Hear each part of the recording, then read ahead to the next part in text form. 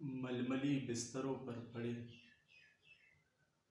مائے آسانی میں ڈوبے، اقبال کے ان بے خبر شاہینوں کو کربلا کی کہانی سنائی جائے صدر علی وقار، کہ انہیں خبر ہو کہ لہو کی تال پہ رقص وصال کرنے والوں نے خارزار جنگ میں 72 سروں کی قربانی دے کر رسم شہبازی کی بنیاد رکھی۔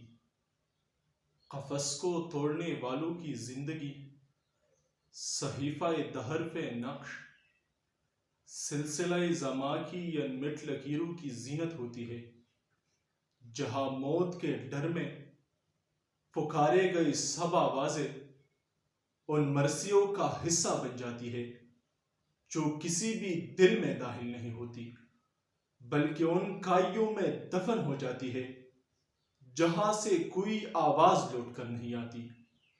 لیکن ذی وقار ہم منصور کے جانشین ہماری سولی پہ جھولتی ہوئی لاش ان الحق کی گواہی دے گی۔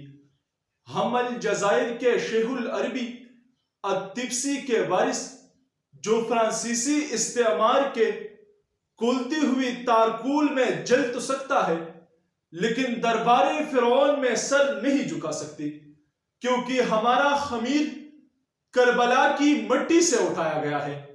ہم سید قطب شہید کے ماننے والے، جن کے مرنے کے بعد بھی ان کی الفاظ سے انکار کی خوشبو آتی ہے کہ اخی انت حر وراء السدود، اخی انت حر بتلک القیود، کہ تم ہمیں موت سے ڈراتے ہو اور موت ہم جیسے مجنوں کے لیے وصال ہوتی ہے۔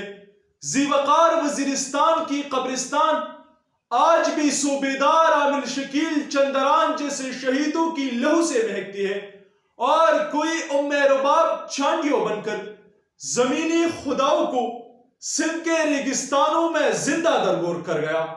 ہمارا مشعل حق آندھیوں کی تفیڑوں میں بے خوف و خطر روشن رہے گا، اور یہ ترانہ ہماری لبوں پہ مچلتا رہے گا۔ یہ رات اپنی سیاہ پنجوں کو جس قدر بھی دراز کر لے، میں تیرگی کا غبار بن کر نہیں جیوں گا۔ مجھے پتا ہے کہ ایک جگنوں کے جاگنے سے یہ تیرگی کی دبیس چادر نہیں ہٹے گی۔ مجھے خبر ہے کہ میری بیزور ٹکروں سے پسیلی دہشت نہیں کٹے گی، مگر میں پھر بھی تیرگی کا غبار بن کر نہیں جیوں گا کہ ایک کرن ہو نہیں کتنی، مگر کرن ہے پھر بھی۔ ترجمہ ہے کہ روشنی کا وجود زندہ ہے، اور جب تلک روشنی کا وجود زندہ ہے کہیں سے سورج نکل پڑے گا، کہیں سے سورج نکل پڑے گا۔ صدر علی وقار۔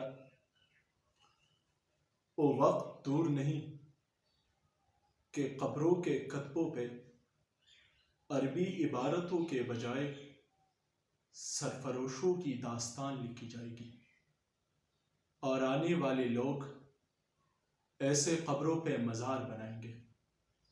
لوگ وصیت نامے میں شہادت کی درس دیں گے، کیونکہ مقتل ہمارا مسکن اور شہادت ہمارا مقصد ہے۔ ذی وقار جب ہم نے سروں کا خراج پیش کیا تو گاٹیوں سے نکل کر 3 بریازموں پر جا گئے، کیونکہ جب انسان قربانی دیتا ہے تو پھر زنجیریں ٹوٹ جاتی ہے، زندانوں کے دروازے گر جاتی ہے، اور خلق خدا کے راج کا آغاز ہوتا ہے کہ اس آگ کی روشن کرنوں سے ہم اپنے جسم جلائیں گے، قربان کریں گے جانوں کو، اور سر صدقے میں واریں گے۔ اب تیسرا رستہ کوئی نہیں، مر جائیں گے یا پھر ماریں گے۔